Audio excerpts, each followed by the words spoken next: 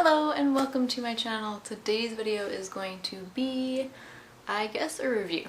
As I was looking through the videos today, I realized in 4 months I have put out 3 book reviews, and that is not many book reviews, so I'm going to be reviewing multiple books today. I cannot guarantee that the written reviews will be up within the following week of each video, since I haven't really wanted to stare at a computer screen for very long, and that's really why I haven't filmed anything, because I don't want to edit it. So I guess the first book I will review is 1,000 Nights by E.K. Johnston, and this I received as a review copy on my phone from NetGalley, and I reviewed this one quite a while ago, I believe, maybe a month or 2 ago. This is like a retelling of 1001 Nights. I don't know her name, and when it's told from her point of view, she doesn't say her name, and then when it's from the young prince, which I can't pronounce his name, when it's from his point of view, he doesn't actually call her by her proper name. He gives her a demeaning nickname and then just calls her other things. So yes, I don't know their names, so I'm sorry. I think it's Lo Melkin, but I'm terrible at pronouncing names. So I'm just gonna call him the young prince and the main female character. The young female character and her sister live in this tented village, I forget the actual name, with their family. And the main girl's sister is very beautiful, and guys mostly prefer her sister over her, but when the young prince, or the young king, the young king comes to her village to take a bride, she knows it's going to be her sister.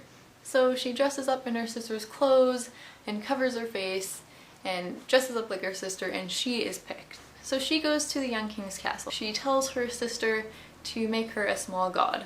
So in this one, people pray to her and give her powers as of a small god, and she uses them, I guess. And this one has more of a magic theme to it, I found, and it doesn't really go into the stories that she tells the young king. This one, I don't know. I feel like this one is safer for young audiences. There's nothing really intimate in it at all. From what I remember, I did enjoy the story of reading it. The writing was absolutely beautiful. The author just wrote it so well. It was so beautiful and magical sounding. When you read it, it was just very flowy. It flowed very nicely as you read it, and I really enjoyed it. And so that was not the only 1001 Nights retelling that I read this summer. I also read The Wrath in the Dawn by Renee Ahdieh. This one I also really enjoyed. So the main character, Shahrazad, I think is how you pronounce her name, or her nickname, Shazzy, which I will just use.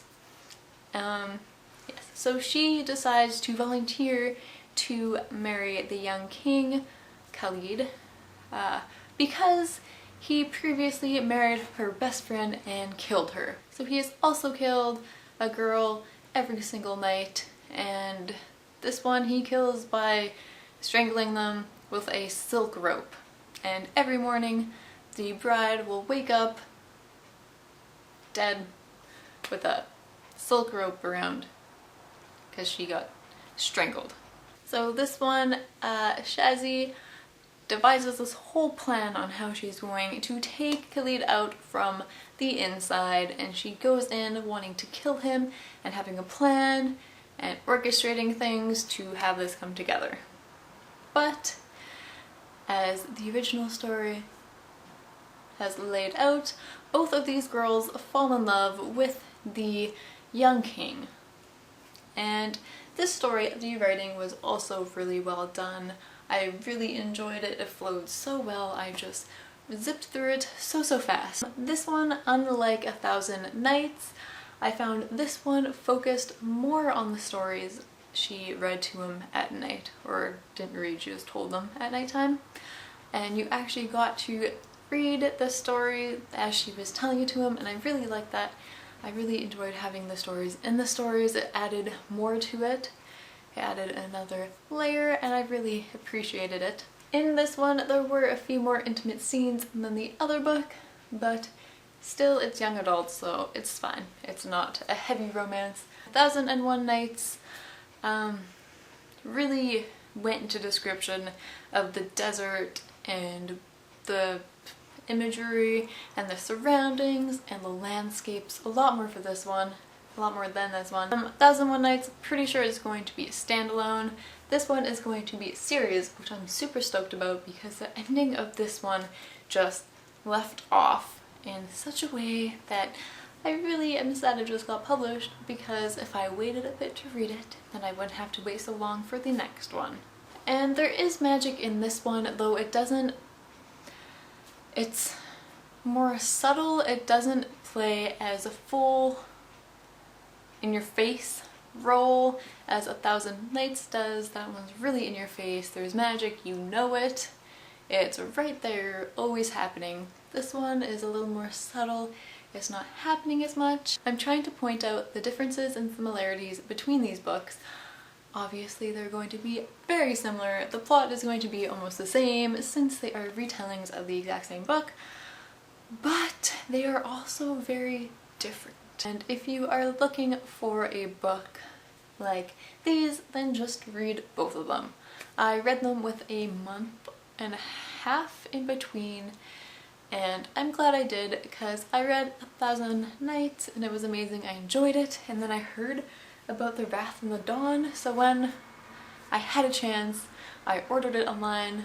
Actually, I'm pretty sure I ordered it while I was reading 1000 Nights. I am so happy I got 1000 Nights for review, because if I didn't get 1000 Nights for review, I wouldn't have read that amazing book, and then I wouldn't have had the desire to buy this book. And I'm so glad because both books were amazing. They were both beautifully written. I've seen some people say one is better than the other, but they both have different storytelling versions. And honestly, I really liked both styles. So I would definitely recommend both of them. They are both amazing. Thank you for watching this weird mashup review of two books.